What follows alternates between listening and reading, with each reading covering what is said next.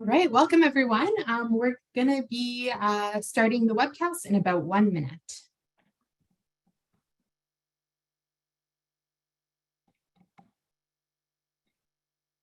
I wish I could see you all. It's on kind of presenter mode, so it's me and Charlotte. But welcome everybody. It's such a wonderful way to connect and such great technology, right? That we can join together and support each other. Zoom. And Charlotte, how about leave your camera on for my sake? It's easier for me to actually see somebody than nobody. So sure. Thanks. That's a favor. All right, for people who are just joining, we're probably going to get going in about 30 seconds.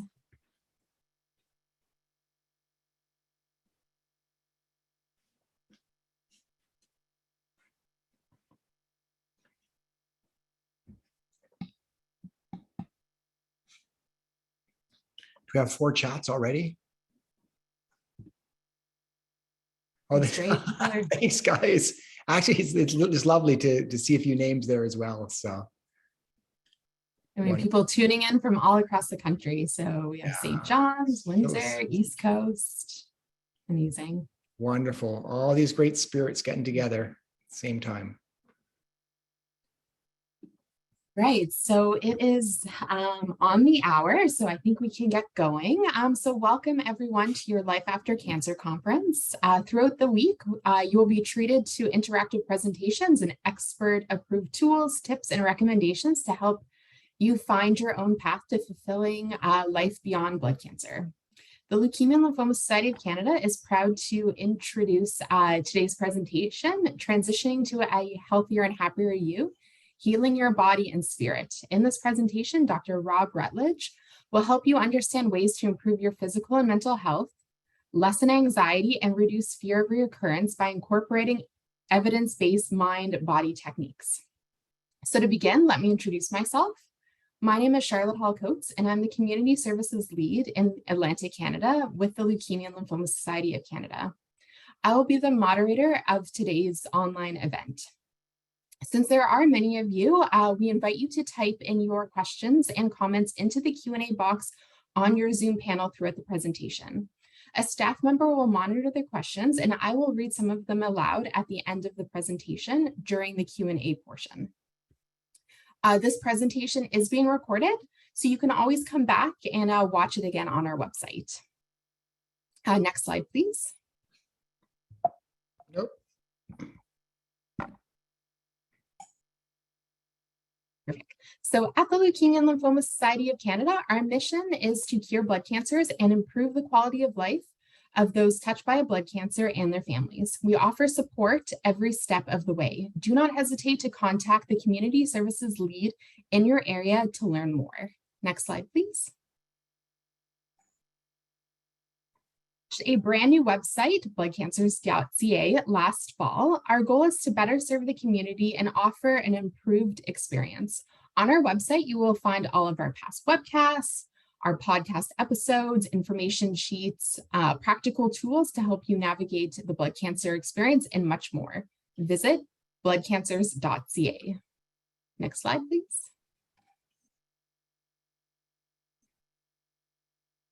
Website, you will also find a section for survivors and people affected by chronic cancer that includes different tools to help you adapt to your new normal, including mental health challenges and managing side effects. Research has shown that writing or keeping a journal can help to reduce stress. This is why we teamed up with a wellness coach to create a self-reflection journal, which you can print at home.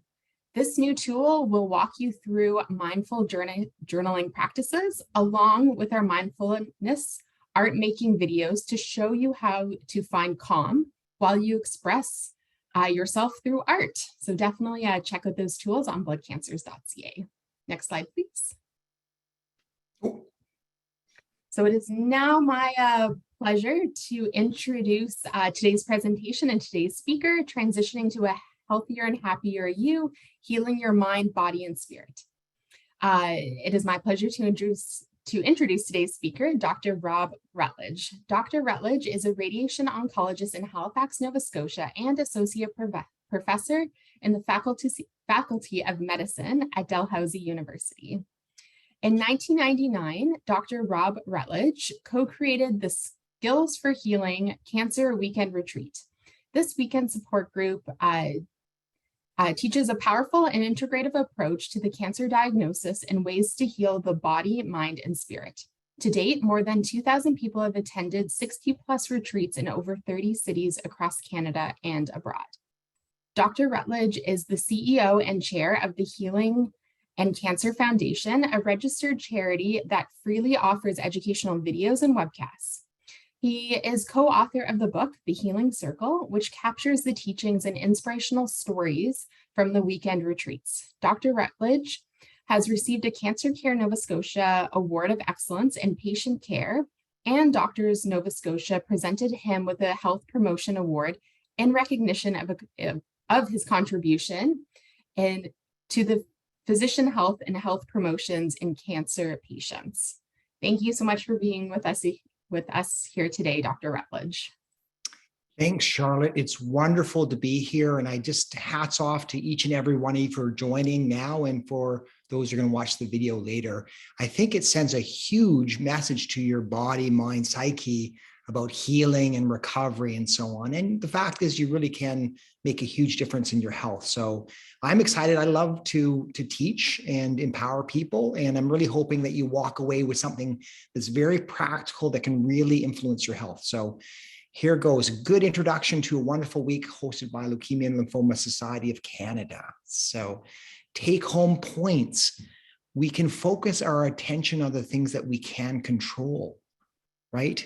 Because we worry about other things, is the blood cancer going to come back, those issues, how are my family going to adapt, et cetera, we can lose our energy, our life force by, kind of letting it spill that way. Instead, focus on the things you can control. And specifically, the healthy habits and your attitude and how you express your spirit in the world. So no matter where you are in your journey, you can have a huge influence, and especially within your relationships. So I'm pitching this one partly at those who've been through their blood cancer treatment, but really no matter where you are on the journey, whether just diagnosed to the long-term follow-up, this is going to be pertinent to your life and making you healthier and happier. And there are some simple things that we can do. And I'm really excited about sharing the science around this. There's some, the technology has really kind of moved forward in terms of how to do the healthy habits, and you will feel better and you'll function better. And in fact, your immune function will be better if you do some of the suggestions that I'm going to put forth. And lastly, just the point is you can have a profound influence on your health, both your physical and mental health. So I'm going to do that. I've got a garden, a hanging garden that has some water percolating through it. So I'm actually going to turn that one off because it might be sounding like there's someone going to the bathroom in the background. 2 seconds.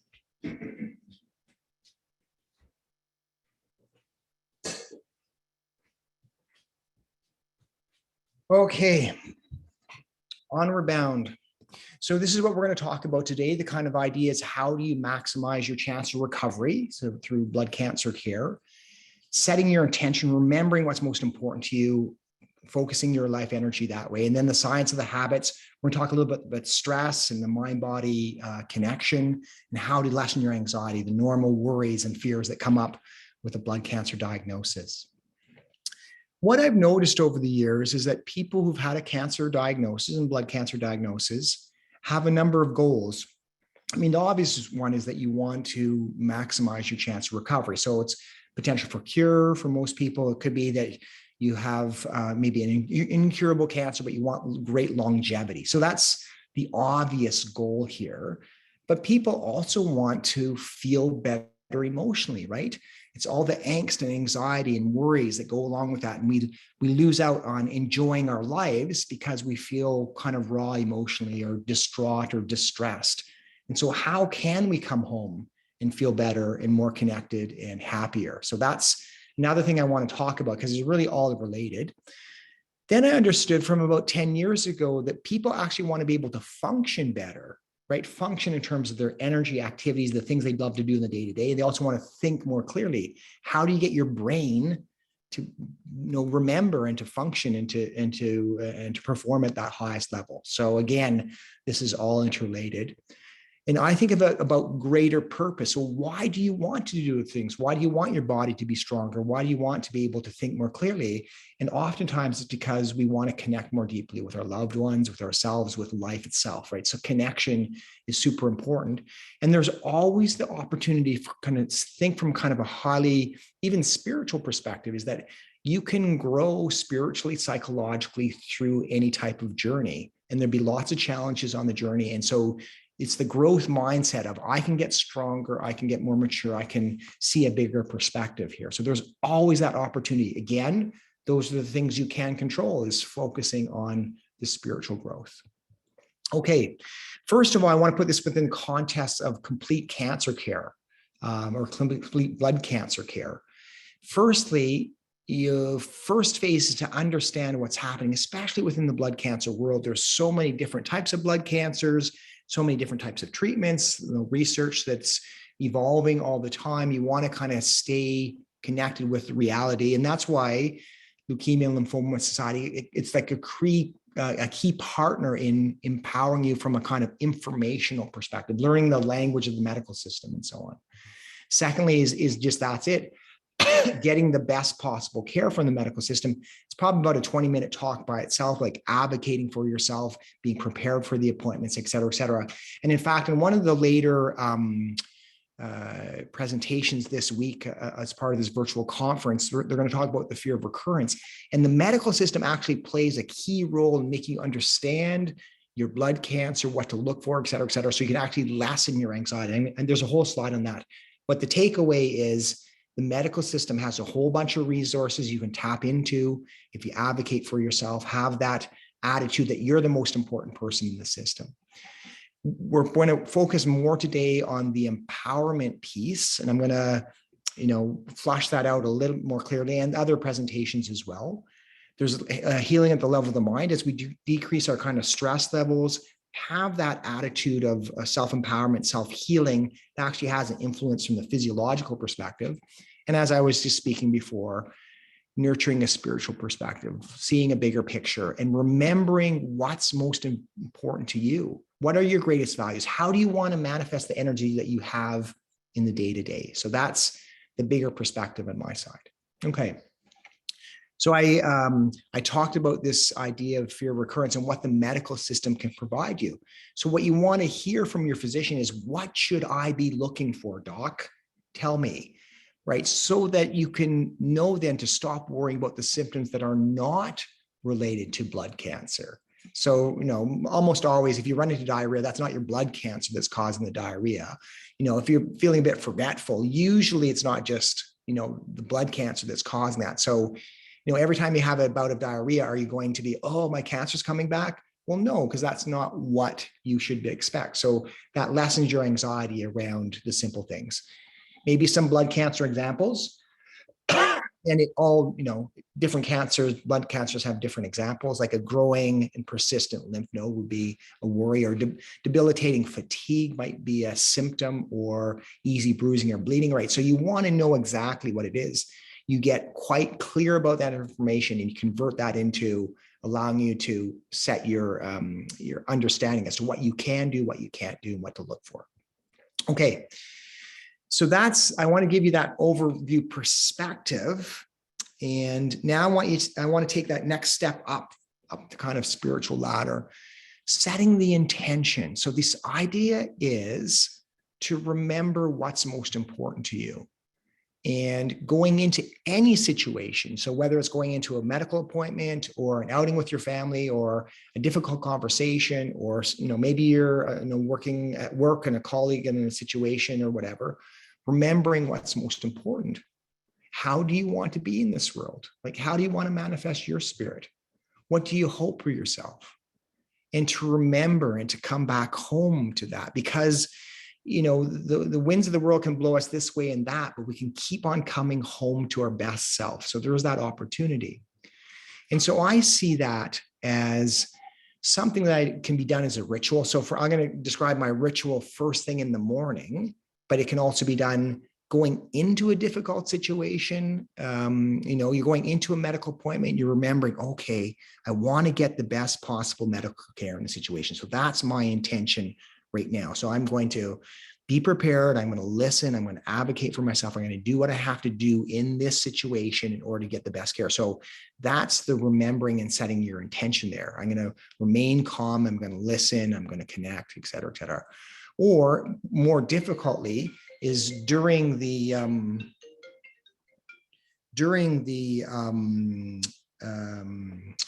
middle of the chaos, you're suddenly flustered, overwhelmed, stressed, overwhelmed, is to kind of like time out on yourself and say, okay, what's most important here?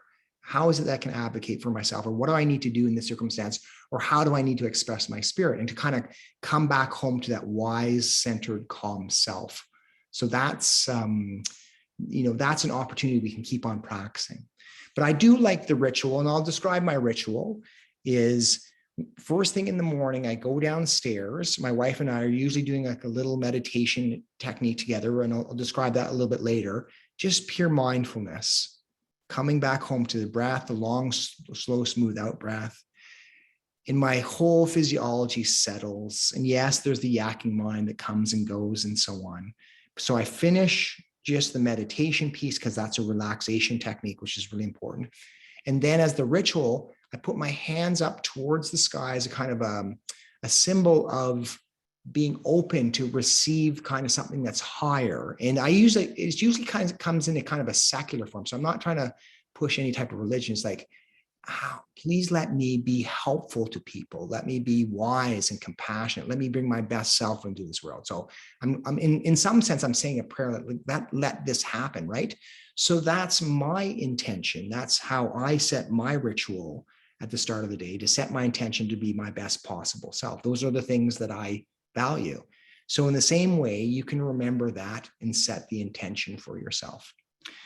So that's a little bit of a warm up to say, we're just going to do 2 minutes of a relaxation exercise and like 30 seconds of setting the intention. So you get an idea of that skill and activity. And so participate in this little exercise right now in a way that feels right for you. So pull yourself off the edge of your chair so that you have a kind of strong posture, strong, noble, upright posture. Bring your attention into your body, that sense of being grounded in the earth, the feet connected with the floor and the hands on the knees. Bring your attention to that strong backbone, sense of solidity and strength that your body represents. Bring your attention to your heart area, sense of warmth and openness and warm-heartedness. Now bring your attention to your breath. Be very curious. Use your curiosity. What does it feel like to breathe right now? What are the sensations? So it's not a labeling or thinking of this, it's just experiencing your abdomen rising and falling, maybe the sense of the breath, air going through the airways, your nose, your mouth. And allow yourself to relax as you kind of focus in a nice, slow breath.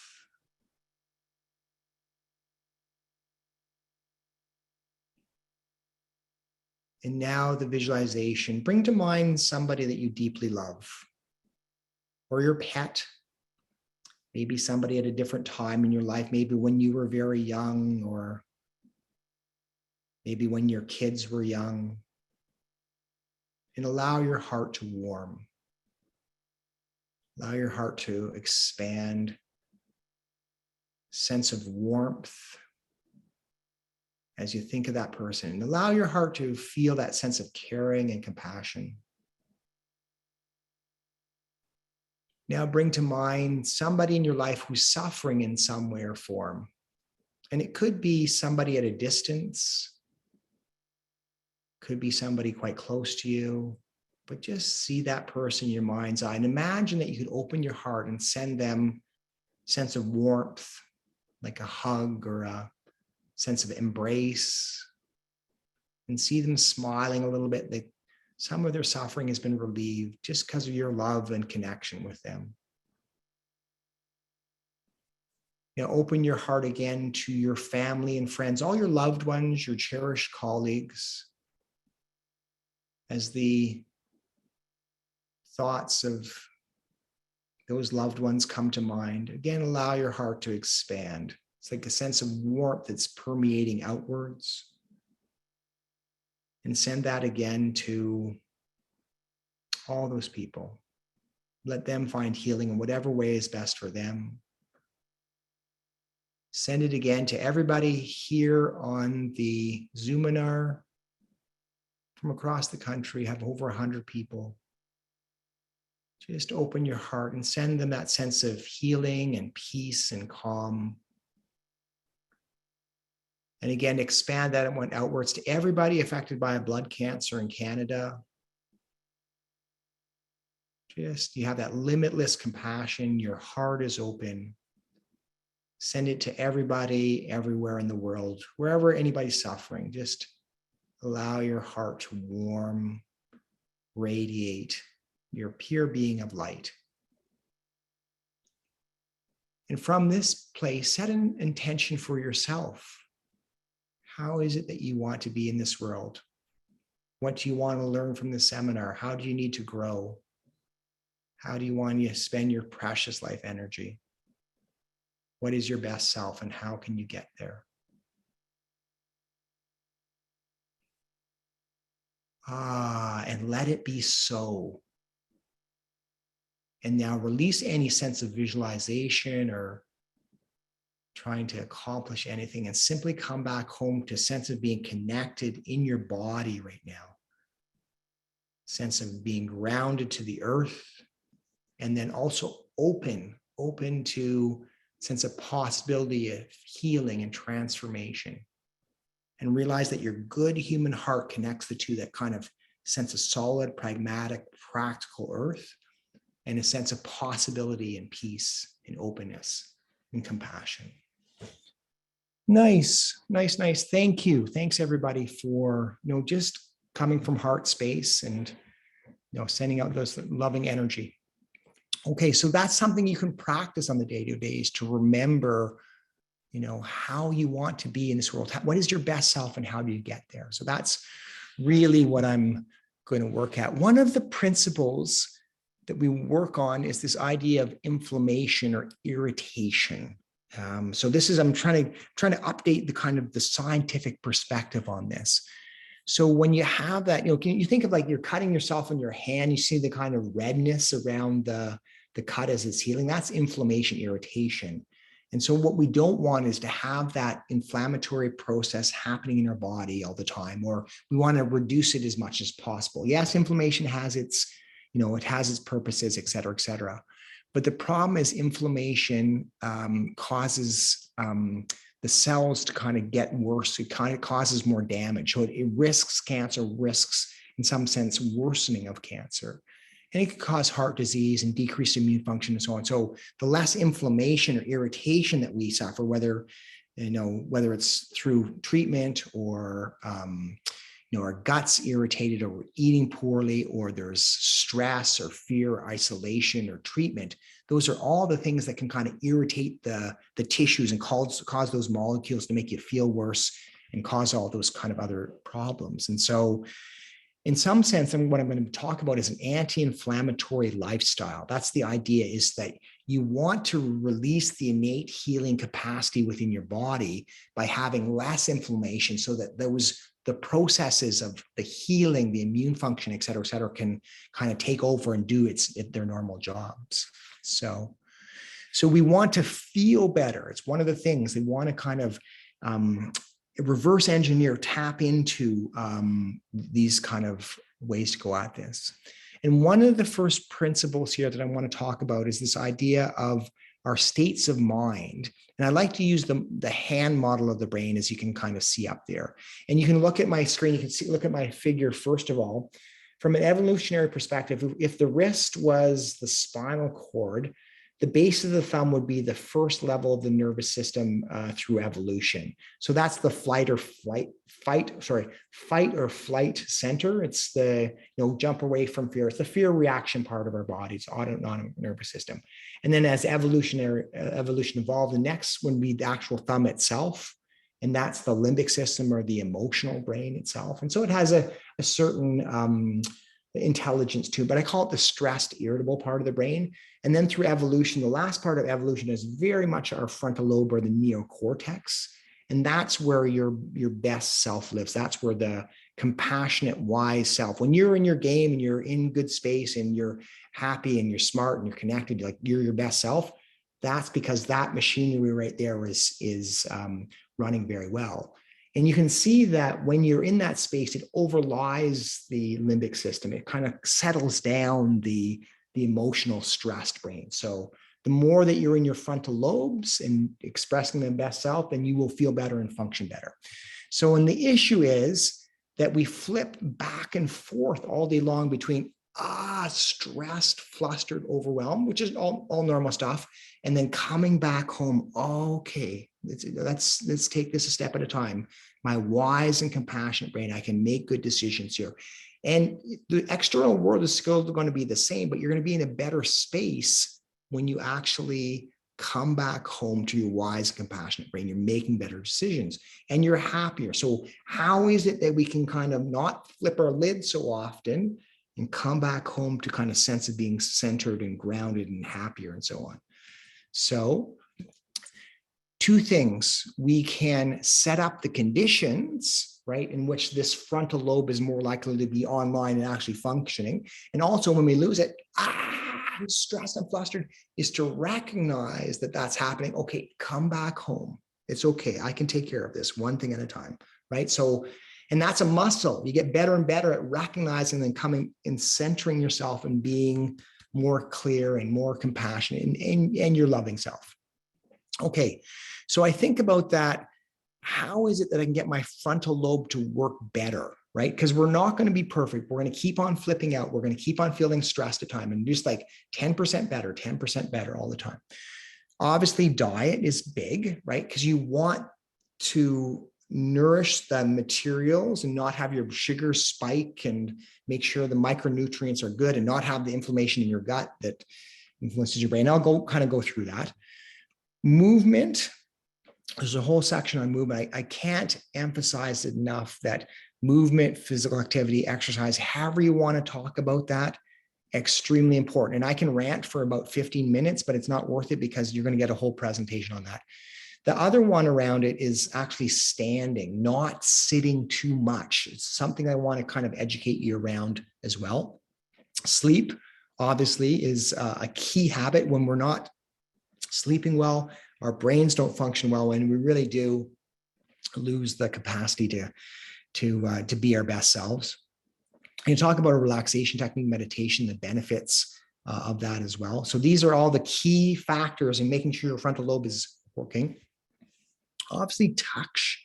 And if you don't, if you live by yourself or you don't have a pet, you can kind of like rub your own hand or massage yourself or take a bath or a hot shower. It's like we humans like that kind of sense of touch and connection. So that's also releases oxytocin. When we get a cold, for instance, that releases oxytocin, which drives a pro-social behavior because we want to reach out to our tribe members. And so we're very connected. Look for those opportunities to connect.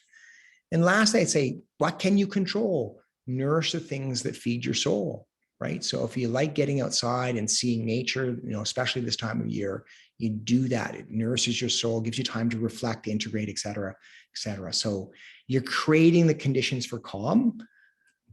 And then we'll talk about how to avoid some of the other things. But I wanted to talk about diet. Again, this is probably about a 15 or 20-minute talk. I'm trying to give you the overview talk at the start of this week. But diet is so important. I think of it partly because if your diet has all that kind of irritation, irritating inflammatory molecules, it can kind of damage the cells that are there and maybe make the slower growing cells turn into faster growing cells. And what we're trying to do is not have that happen. We're trying not to have more mutations in our cells. The other thing is that like the fruits and vegetables contain antioxidants. The antioxidants mop up those damaging chemicals. So it's another reason why you want to have that fruit and plant-based diet. Some of the diets, especially if it's high in sugar, like the big pop or whatever, has so much sugar that our body has to react when that sugar gets into the bloodstream by releasing insulin, trying to drop the blood sugar into a lower level. But when it does that, it also releases other molecules that prime cell growth.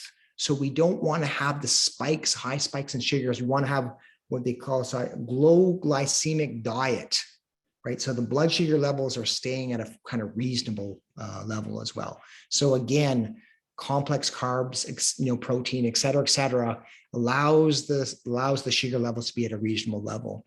Another way I just kind of think of it generally is you want to create the best conditions for your immune function to work best. And I think about blood cancers, you guys can especially, I think more so than other cancers, not every blood cancer, for instance, but I think on average, the blood cancers are more apt for these changes in immune function and changes in conditions of the cell. So I really think, some of you can really have an influence there. And obviously I'm trying to, boost this idea that when we have an anti-inflammatory diet and a lifestyle, our immune function works better. Okay, so how does that come out practically?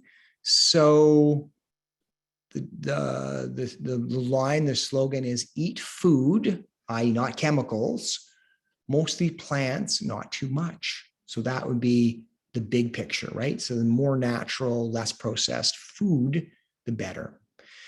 I think 50+% of your plate should be veggies. Now it's veggies, plants, it's nuts, it's seeds, it's legumes. It's that family. So you maximize the plant-based part of it. If you're going to have carbohydrates, and nothing wrong with carbs, is that they need to be more complex. So the kind of whole grain scenarios. So neither a low carb diet nor a high carb diet, I think, is really healthy in some sense, because you want to make sure you're getting the micronutrients on all sides. I'd say the proteins and fats, the fats are actually important. So it's not a low fat diet, it's actually a healthy fat diet.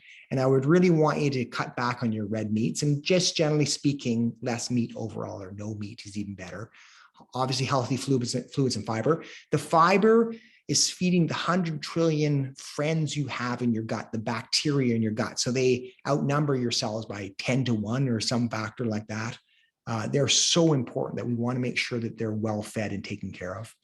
I believe that you should have multiple types of food at each meal, because you're getting micronutrients and vitamins from all these different foods that combine together that empower the normal cells to do their function. Supplements, everybody here in Canada should be in vitamin D 10+ months per year.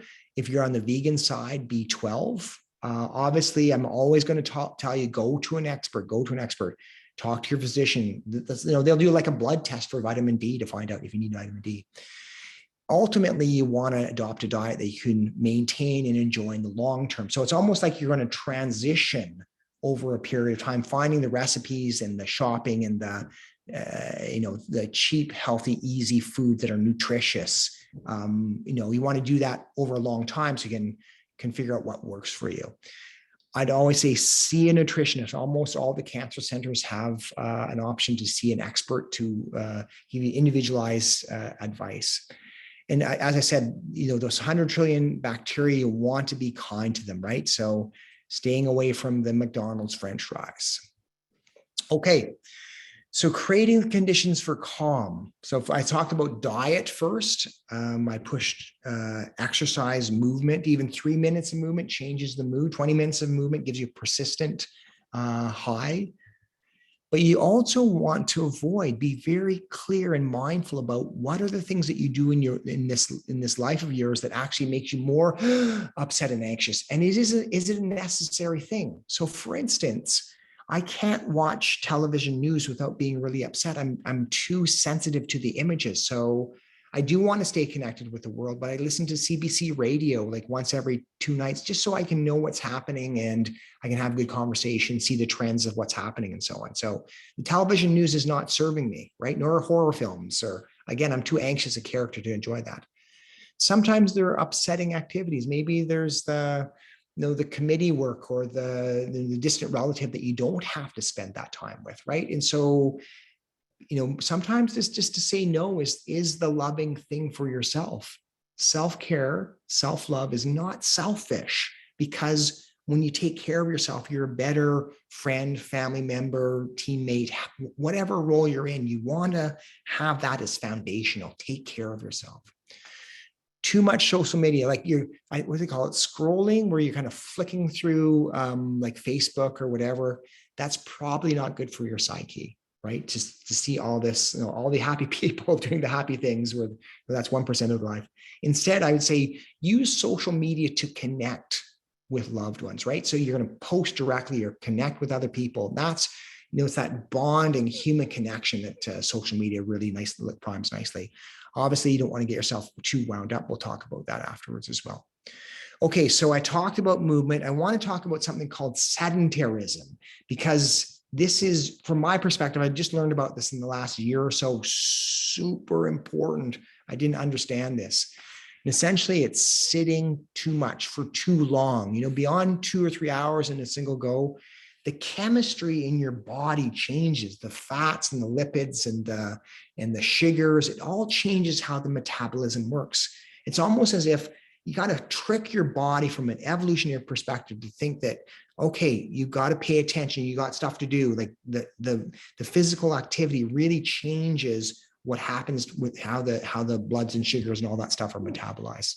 And we're at real risk of it because there's so many activities, and especially, if you're recovering from a blood cancer diagnosis, you can be very tired, right? So it's just this little extra step of just getting up and stretching 5 minutes every hour is what I'm asking you to do. That's what we need to do. So the problem is, even if you control for like that 45-minute power walk you did in the morning, if you sit for that 3 to 4 to 5 hours in a go, and it's, I'm thinking about office workers, for instance, you've lost all the benefit from, that 45-minute power walk. So again, be careful around that. Increases the chance of heart problems, diabetes, the sugars go up, cancer goes up. Heck, you guys are at risk of cancer as well. I hate to break the news, but you may live for decades. So you might as well, take care of yourself and not get a different cancer, right? So colon cancer, lung cancer, even if you're exercising, please stand up 5 minutes every hour. Here it is, British Journal of Medicine. For every 6 hours you're sitting kind of straightish, you lose 4.8 years of life. And if you do that kind of too much in a row, it's like 21 minutes of life lost per hour of sitting in a row, compared with 11 minutes for smoking a cigarette. Yikes, something you can control. So how much prolonged sitting are you doing each day? And how do you sit less, right? So let's be practical about this. There are some like technology used on your kind of, smart watch or whatever that sends up a little alarm. You kind of stretch and get up and so on every hour, gives you a little reading at the end of the day. But look for those opportunities. I think it as, if you're going to do your email and then you're going to watch like a Netflix something with a friend or your family member or your partner, think about not just like doing like one right into the other, at least, during your hour of email, go and then kind of clean up the kitchen, do the dishes, give yourself like 5 minutes standing, and then go watch the show. Like the transition periods are a chance to kind of stretch and do your thing and get your body going again. Walk up the stairs.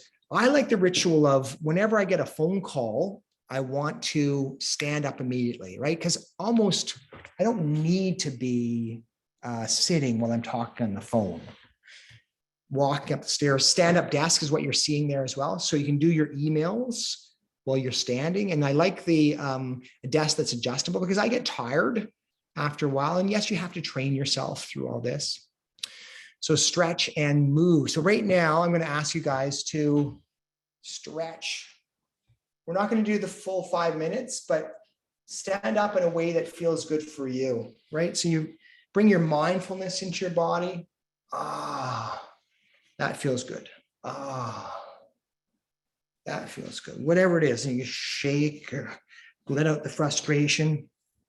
Heck, turn on a YouTube video and dance in your kitchen for like 3 minutes. I know some song from your youth. Like, why not have some fun? It's okay to feel joy. I want to take you through some science of sleep. So this is based on Matthew Walker's work. I find this fascinating, and it is extremely important. I don't want you to get stressed about this part of the talk, though, right? Because if you're suffering from insomnia, you don't want this kind of extra voice saying, "No, sleep is so important," and have a kind of perfectionistic attitude. It's just like, do what you can, learn with time what works. You can train your brain to fall asleep, essentially, or to sleep better. Not you're going to be a great sleeper, but you can sleep better. So I want you to be peaceful with it, whatever learning, whatever process you go through here. So why do we sleep? It doesn't make a whole bunch of sense. It's not kind of helpful from an evolutionary perspective. The problem is being awake, the metabolites, the breakdown products from our actual thinking and doing our stuff and so on, the brain activity actually start to build up in the tissue around the cells. And so that actually becomes toxic to our brain. And everywhere else in your body, you have a lymphatic system that kind of flushes and pulls those metabolites into the system, and that kind of gets metabolized. In your brain, you have a lymphatic system, which essentially is going to flush out all those extra metabolites that's during sleep. And you get it especially during the first part of the night. So that's the really important part. You're flushing out the toxins from your brain. Sleep allows you to consolidate memories, to learn new things. It kind of sets down that information, promotes creativity. And then interestingly, as you dream, you're kind of reprocessing what happened during the day, but you're doing that without the emotional charge. So it's almost like you're relearning, reliving it, but without the emotional sting to it. So you can kind of learn, okay, well, my boss is just a difficult person. You don't have to get angry again at your boss, for instance. So again, it's like almost like self-psychotherapy is part of the REM process. The goal is for you to get between 7 hours of sleep time. So I might be in the bed for 8.5 hours, but if I'm awake a half an hour during that time, I'm only getting 8 hours of sleep. The goal for you is 7 to 9 hours of sleep each night. And each of us needs like slightly different amounts. So there's the lymphatic system. Essentially, the cells actually shrink so that the pulsations from the blood vessels, and there's even some brainwave activity that can kind of push the fluids through and kind of clear out the system itself. The problem is, and I hate, it's like a stressful talk just by itself. The problem with poor sleep is that you name the system and the body doesn't do well with that. So our coronary arteries are more likely to kind of constrict, our blood sugars can go up, we can gain weight. Those metabolites can actually cause the brain cells not to work as well, and so put you at risk of degenerative brain disease. Our immune function goes down, risk of cancer. And lastly, probably most importantly in this talk, your mental health goes down. So really getting a better night's sleep, you'll be a happier person, healthier person. So you want to set up, again, the conditions that create this. Obviously, you want to, again, always looking for an expert. If you're having a real sleep problem, like super loud snoring or spells where you're not breathing, you can't drive, you can't function, can't concentrate. If you want to sleep ASAP first thing in the morning as a nap, you're kind of sleep deprived. So please go see the experts if you're in these categories. This is the 24-hour clock. Melatonin is the starter of the race, and melatonin doesn't give you a good night's sleep. It at least kind of gets things going in the right direction. The non-REM sleep is happening, and the restorative sleep is happening in the first part of the night, the REM the later part of the night, and then your highest alertness function is in the morning. You limit your caffeine, dim the lights. So this is our brain is set in the circadian rhythm. It's like we're wired. Some of those cells are doing that even if they're in the dark. This is an example of what happens. You go into that deep sleep during the first part of the night. Every 90 minutes or so, you are going to wake up, whether you remember it or not. It's hard to say, but you get more and more REM and less deep sleep. So all of it's important. You want to have both the deep sleep and the REM stuff throughout the evening. So Generally, how do you sleep better? Well, if you have less stress and less anxiety in your life, you're less likely to be wound up by the time you're getting to sleep. So all these other healthy habits, whether it's the movement, exercise, physical activity, practicing a meditation technique, a relaxation technique, reframing that you're growing, getting stronger, like all those things, all the activities I'm talking about right now can really improve the general feeling that you have that allow you to get to sleep. There's also something called sleep hygiene. Actually, I should call it healthy sleep habits is the new phrase for this. And essentially, it's like a new skill. You train your brain to fall asleep and stay asleep, right? So you get more and more associated with it. So you create the conditions for sleep. And the number one activity is to make sure it's routine, meaning you're going to bed at the same time every night. And I even like the pre-sleep routine, which I'm going to describe in a second, but you're also therefore getting up at the same time. So a lights out alarm, maybe I set my alarm for 9:45 p.m. And then I do my usual things. I walk, I lock the doors, make sure the car is locked, turn off all the lights, turn off the curtains, tuck in my wife with, the big blanket and so on, maybe read a little bit of paper book. So I'm doing the same thing so that when 10 p.m. comes, boom, that's when the lights actually go out. So lights out alarm is like 15 minutes beforehand. Another thing that people do is to write down their worries or plans. So they have like a little journal at their bedside. And if they're, ruminating on something and they're planning something, their worries are they write those things down. And then the ritual is to shut it, set it aside and say to yourself, look, that book is going to be there tomorrow. The worries and plans are going to be there tomorrow. Now is the time for sleep, right? So you're setting that aside from a symbolic perspective. And then getting up at the same time, even on the weekends, right? So not having the big swings, getting up, seeing some sunlight first thing in the morning. So then obviously it's back to this avoidance, because the screen time, whatever it is, computers or Netflix, TV, et cetera, releases the blue light that stimulates the eye. And it's the same type of blue light as the sunlight, right? So we're trying to avoid that for the last 2 hours of sleep. If you want to read from a paper book, or exercising too much or having that heavy meal 2-3 hours beforehand. Some people like to have a little light snack. Sorry to tell you this, the half-life of caffeine is 5 to 8 hours. And so I'm going to give you a best case scenario. You drink your cup of coffee at noontime, and 2 half-lives later, you're going to have a quarter of the amount of caffeine in your system. So that's 10 p.m. at night. Just imagine just about going to bed and you're drinking a quarter cup of coffee. That's essentially what you're doing from noontime if you're drinking that cup of coffee. So what you want to do is really try to enjoy the coffee or caffeine before noontime. So it's another opportunity to avoid that stuff.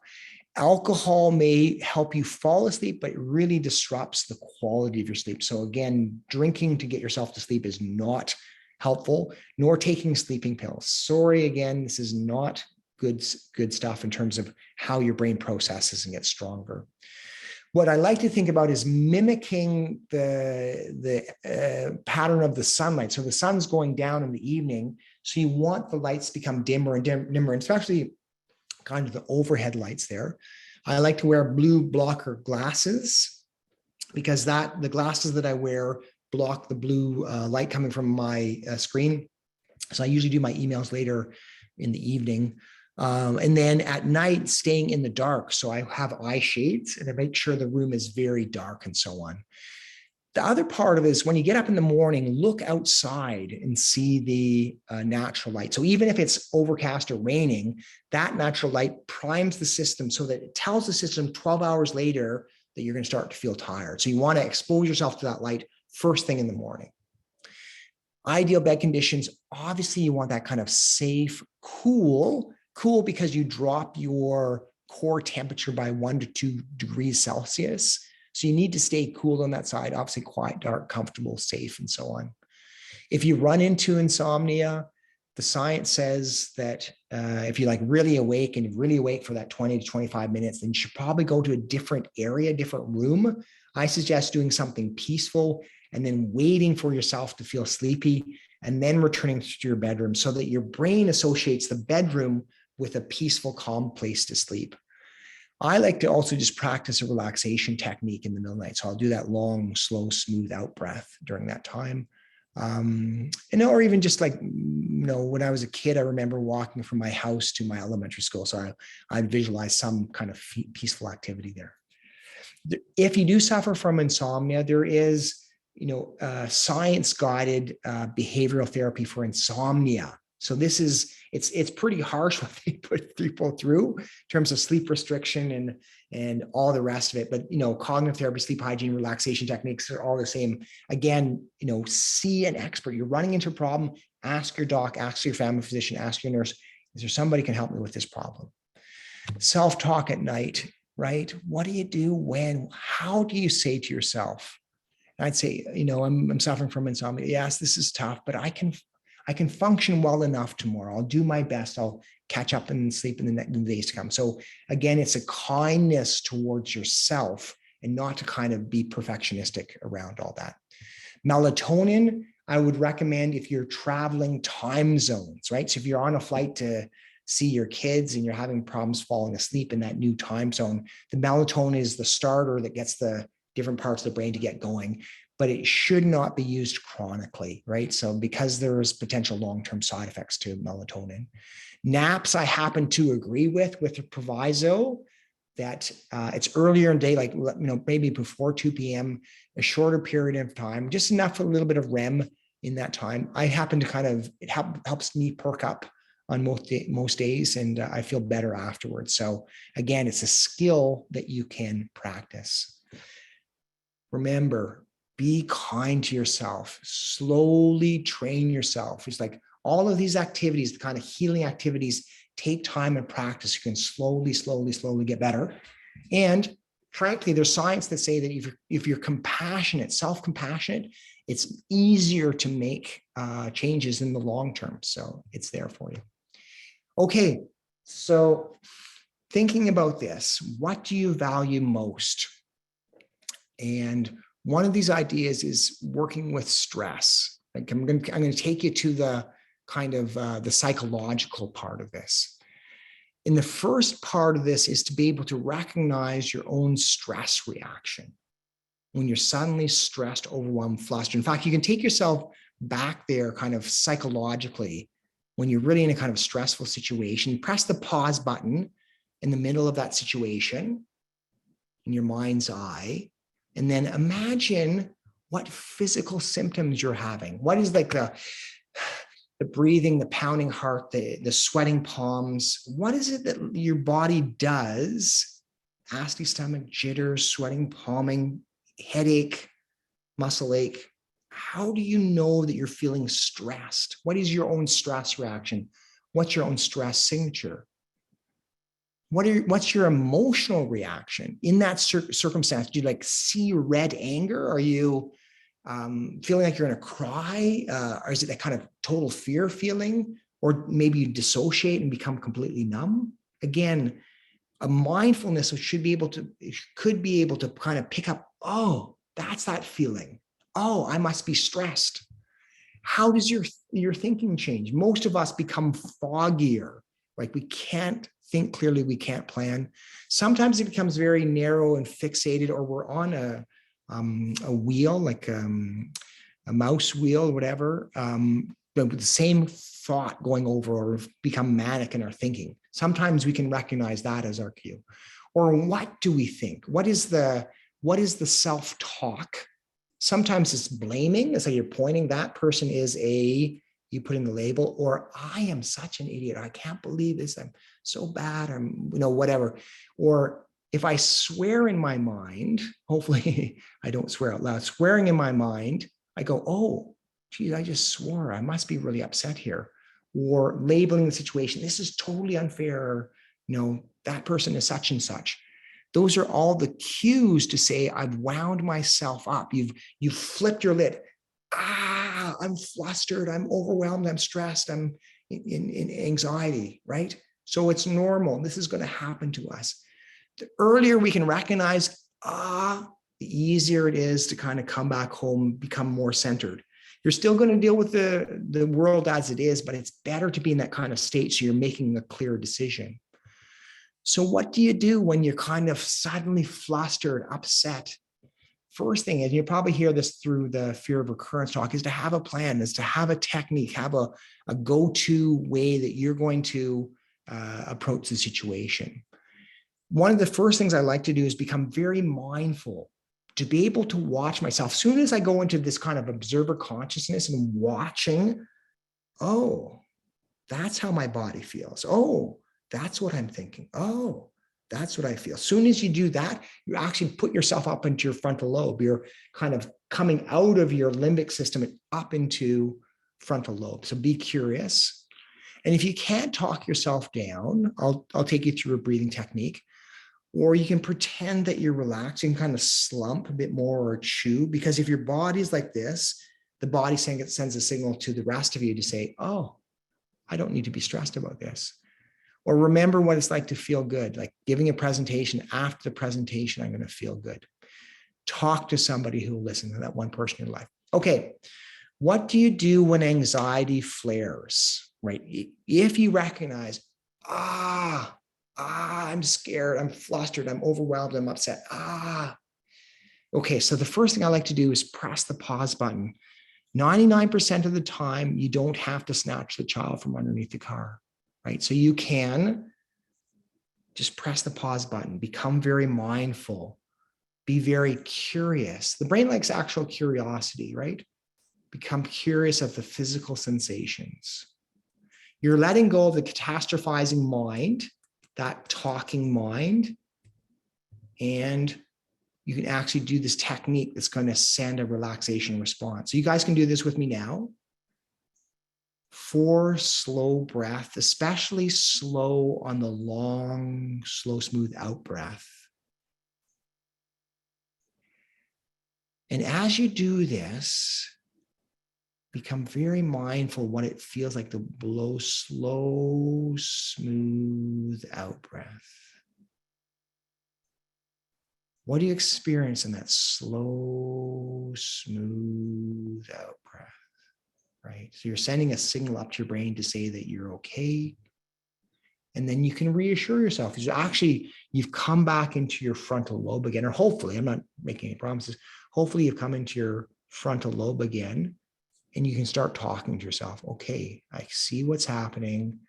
I've been through similar situations. I can handle this one step at a time, right? So, I mean, you've been through that. You have all this inherent wisdom and life experience, and you know how to talk to yourself in a positive way that can get you through that situation. So again, let go of catastrophizing mind. The knowledge is going to be there. You don't have to kind of dumb it down, but let go of that. Press the pause button.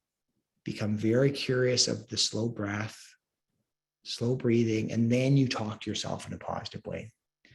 So practicing a relaxation technique, the benefits of doing this. So I gave you the very simplest of technique of just, again, slowing down. You can do it with me again. Slow, smooth out breath. And the thinking is going to happen. You're going to slow, smooth out breath. Like breathing out for a count of 8, breathing in for a count of 4, or, it could be breathing out for a count of 6, breathing in for a count of 3. It's that type of thing. But you actually get stronger in your left prefrontal lobe. That's relative to the right side. This is kind of the happy side of your brain. It kind of gets thickened with time. And so generally people are happier. They have more energy. They sleep better. They think more clearly. They have better immune function. So by actually practicing like 10 minutes per day. So you don't have to do like pure meditation, although I like meditation because it's like very kind of simple. Focusing on the breath is one of the easiest techniques. You can do that standing. In fact, why don't we just do that standing for like one set here. So you're standing up, breathing in, breathing out. Again, using your mindfulness, breathing in, breathing out, breathing in, breathing out. And there are whole routines there, right? So if it's a routine where you are practicing, focusing on the activity, yes, the chattering mind is going to chatter, but you can just bring your attention back to the activity. So it doesn't have to be sitting meditation. It could be like Qigong, guided visualization, yoga, if you're doing it right and really concentrating on the activities and so on. One more idea. What's your relationship towards your anxiety, right? Most of us is like, I'm feeling anxious. This is bad. This is toxic. I'm not handling this right. I'm not doing this right. It's like this kind of struggle against feeling anxious. And so our belief is this should be reduced or avoided or managed, right? My life is toxic. I'm inadequate, et cetera, et cetera. So that's what happens to most of us. But we can actually reframe anxiety to say that anxiety is part of life. It could be accepted. We can use the energy. In fact, you're probably motivated to come to this talk tonight because you had the energy to take care of yourself. So you're using your anxiety or your proactivity to actually strengthen yourself. So you can embrace that. And when your anxiety flares, you can say to yourself, my anxiety means that something important is at stake, right? Or even I like to reframe, here's an opportunity to learn, or how can I get stronger from this situation? Or what is this telling me? How do I need to respond? Which is a lot different than it shouldn't be here. Anxiety has a certain kind of intelligence to it. Okay, Charlotte, I'm seeing that we're at an hour. Should I go for another 10 minutes or less? Or how do you want to organize this? What's best for you? Yeah, you can go for maybe another 5-10 minutes, and then we'll do 10 minutes of Q&A. Perfect. Okay, so there's no heart set time here. Yeah. Oh, no. So I want to take you to the next level. So our stress can be embraced. Our stress reaction can actually help us think more clearly, right? So simply believing that changes the chemistry within your brain. But I want to take this to the next level, what I call reframing difficult thoughts. So feeling better by examining and changing your thoughts. And this is based on David Byrne's book. And the takeaway is the last line here is the way you can change the way you think, and this will change how you feel in your emotions and moods and outlook attitudes. So I just want to kind of introduce you to this idea that you can look at your thoughts in a different way. You don't have to buy into every thought there. And as an example, there's this 3-column technique. You can see up top, there's the situation, which is just the raw reality, right? Right now, you guys are listening to me give this talk. It's just the raw reality. But your thoughts about that are how you kind of create the world. Like, this is a good talk, or he's off on that point, or I need to do something else, whatever. So your thoughts are creating a perception of the reality. And sometimes we have repetitive, and especially I'm talking about distressing thoughts in which we exaggerate or we get ourselves wound up. And if you can watch yourself thinking in this kind of more distorted ways and recognize that you're not going to think 100% clearly all the time, then you can actually reframe the distressing thoughts with wisdom and compassion. And so you can go through the second column. We'll go through an example here of really questioning your thoughts. And then the third step, which is, again, back to the frontal lobe, the wise and compassionate brain is kind to yourself. So you acknowledge the difficulty, and then you get creative. Let's look for this up from a bigger situation. And then you also encourage yourself. So again, this is the wise grandmother, the wise coach here, doing all those activities allow you to kind of reframe on the day-to-day. So thinking about an upcoming medical visit, right? So we all have medical visits, right? That's what's happening. And then you place your beliefs onto the situation. And in this situation, the person may think to themselves, I can't handle this. This is too much. This is never going to work out. My life is totally out of control, right? So you can almost hear from my voice how they're kind of exaggerating this. And if they thought that way, so first of all, they have to be able to recognize, oh, geez, I'm really kind of using some hardcore words here and like really exaggerating what's happening here. So this got almost like a little bit of mindfulness there. So what I'd say is, what emotions follow this way of thinking? So if you think this way, I can't handle this, well, then you'd be like flustered and stressed and angry, and that would kind of percolate down into your body, get that kind of stress reaction that we talked about. It's not helpful to think that way. In fact, it's probably harmful, right? Your immune function is not improving when you get yourself worked up like this. And then the last point is, how is it exaggerated or irrational, right? So if you're in a court of law kind of arguing against this, how would you argue? So I can't handle this. Well, actually, you are handling this. This is too much. Well, yeah, it's a lot, but maybe not too much for you. This is never going to work out. Well, actually, it could work out. We don't know for certain if it's going to work out or not. My life is totally out of control. Well, you may feel out of control at this time, but then things will probably change, right? So you can see how you're kind of arguing with yourself a little bit and saying, well, it's not quite right what you're saying. So now you're questioning that. And lastly, you want to then use a kind and rational response. You want to be able to acknowledge, look bigger, and be encouraging. And so here's an example. So I would say if I saw myself doing that, watch myself doing that, I'd say, oh, right. So it's like, that kind of caring friend. This is tough, but there's no use getting worked up. Like, this doesn't help to get worked up. I can take this one step at a time, and I can find good in each moment. Like, I can advocate for myself. I can do these things, and I can see the beauty in life. So there's a little bit of kind of a gratitude there as well, right? So when you talk to yourself that way, you'll feel better. You still have a medical visit and you still need to prepare, et cetera, but you will feel better compared with if you kind of tapped into and didn't reframe the distressing thought on that side. Oh, I think that's it. I just wanted to put a quick plug in for a book that you can get at our website, healingandcancer.org. It's the teachings from an entire weekend retreat with the stories of people who have gone through that cancer journey. So questions, I think Charlotte and team are going to kind of mediate how the questions come. Anyways, thanks guys. Fantastic to be able to hang out with you, and you really can make a huge difference in your life. So thank you. Well, thank you so much, Dr. Rutledge, for that great presentation. I think it really set the tone for our upcoming webcast. So definitely encourage everybody to check those out as well. So we do have a little bit of time for question and answer. So if you haven't already done so, there is a Q&A box on your Zoom panel. Please put them in there. I know some people are using the chat. It's harder for us to track the chat questions. So if you can plug them into the Q&A, because if we don't have time to get to all of them, we will follow up with you via email. So I know a few came in.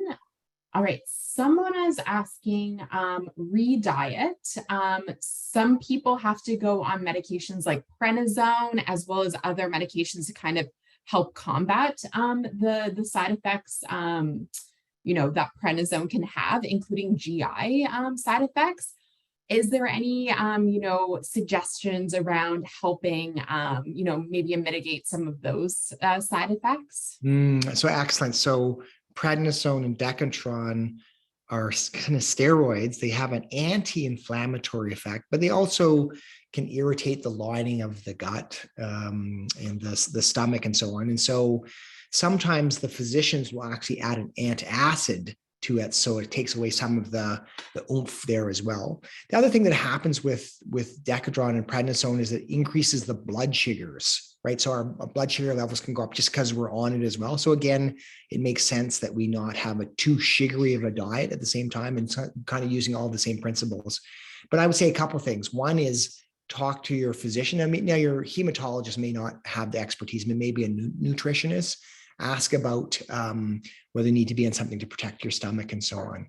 But I know it's tough because you're on these medications, and those medications by themselves can cause irritations and changes in the bacteria, et cetera, et cetera. But all of the advice that I'm offering is really like trying to get yourself stronger. You may not get back to perfect, but you'll be stronger than you were before. That's great. Thank you so much.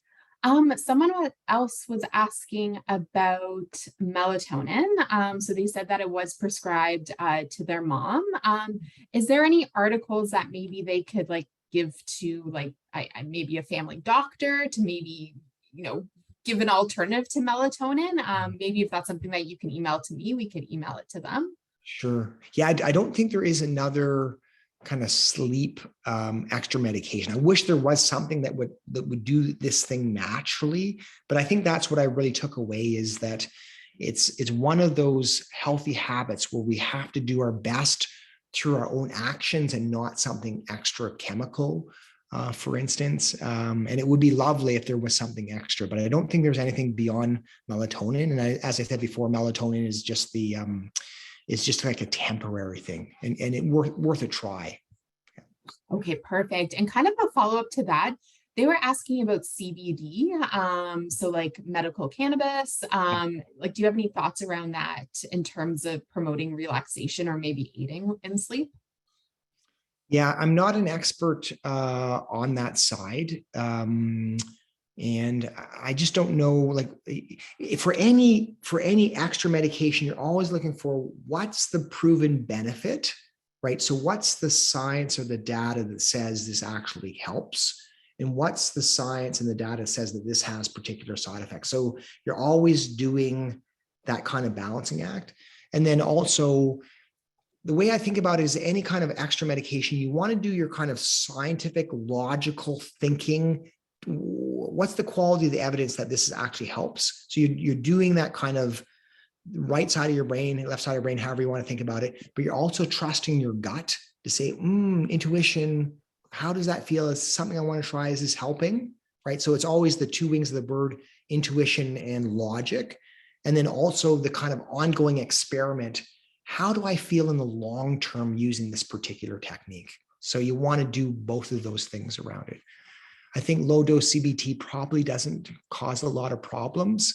But, oh yeah, actually, now I'm remembering Matthew Walker saying, yeah, so marijuana does not improve the quality of sleep or the CBD, et cetera, et cetera. So you may feel more relaxed, you may get you to sleep more easily, but it doesn't improve the quality. So I wouldn't recommend it for that reason alone. So now I remember what he said. Yeah. Great, thanks so much. So we have a couple more questions around sleep. Yeah. Can you address the issue of maybe getting too much sleep? I find that I can sleep at the drop of a hat. Someone asked. And then kind of as a follow-up to, someone asked about what should you do if you like are working shift jobs? So maybe working at nighttime. So maybe some suggestions around those two issues. Yeah, excellent question. So the first one is, yes, it's possible to get too much sleep, and yet at the same time feel like, if you're like really suffering from, treatment related issues, or you're really out of condition, you're recovering from the big bone marrow transplant or whatever, sometimes you simply have to spend more time sleeping. I can totally respect that. However, again, it taps into this issue around sedentarism, getting too much resting time. And so what I'd suggest is, if possible, try to start integrating more of the physical activity in one's life. And even if you're doing it in between naps, for instance. I think of you all as kind of like professional athletes, because you slowly want to train yourself. And the athlete doesn't train themselves over a week. They're training for the Olympics like 4 years out, right? So your same idea is you're training yourself slowly over the weeks, so you can get stronger and stronger. In the same way, if you're sleeping too much too often, you're slowly training yourself with more physical activity so you can build up your endurance and strength with time. Oh, and so the second one was, what was the second question around? Shift work. So if someone has to work during the night. Yeah. So I think I would say it's an experiment to try to figure out when you can kind of time your shifts and your sleep so you can get yourself into the regular cycle more often. So I don't think there's an easy answer to that one. It's really a tough lifestyle. So bless you for the work you're doing. Great. So we're going to switch gears a little bit. And someone asked about how do you balance healthy living choices with the psychological boost of treats or rewards? For example, like getting that bag of potato chips after going through like maybe an exam or a medical procedure. Like, how do you balance that reward / That's very good as well. One of the things I've been reading about recently is habit formation. And so we can actually trick ourselves into, a healthy activity, like taking your vitamin D, or, going for like the 2-minute power walk, or, those type of things, by just at the start of the activity, doing like kind of like false celebration. Woohoo, woohoo, I'm awesome. This is great. I'm having fun, that type of thing. And right at the end of the activity as well, like, woohoo, this is fun. So you actually get a kind of high out of that. And then your brain gets associated the activity with the kind of sense of happiness and so on. And so our brains are wired to have the instant feedback. So it doesn't help as much to say, okay, so if I'm going to go for my power walk today, I'm going to get I get to eat 2 cookies or, a bag of chips or something like that at the end of it, because the positive association is too far away from the actual activity itself. So you're better off doing the kind of false celebration dance than kind of the promise into the future, just in terms of the behavioral stuff. And just, big picture, you want to live your life and enjoy your life. We should really appreciate all those moments, including the bag of chips. And so what I'm going to say is, when you have your bag of chips or that piece of cheesecake once per month, eat it really slowly and mindfully and really enjoy it. There should be no sense of guilt with that. That's the other thing. The guilt kind of drives a kind of a pathway there. It should be this kind of sense of mindfulness and gratitude. And I think that's a better way. And you'll enjoy your bag of chips more, and then therefore you probably won't have it as often. So enjoy your life, moderation and moderation.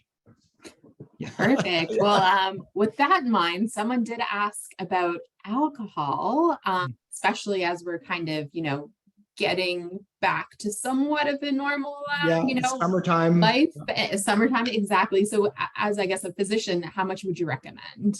Yeah, I'm thinking it's, they say like a drink or 2 per day is the kind of max. I'm thinking a drink or 2 per week is probably better, just generally speaking.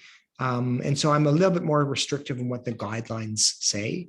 But again, I would just remind you, please just like really enjoy it when you have it. And so you can it's going to last longer in some sense. And then your body will also feel that kind of sense of relaxation and joy, which also helps the mind-body connection. Great, thank you. So we had a couple of people ask about caring for others. So a couple examples of caring for a parent that's diagnosed with a blood cancer. And how do you encourage them to, right, embrace sort of life, especially if they have more of a chronic cancer? It's that, sort of getting them out of that doom spiral. How do you support their mental health?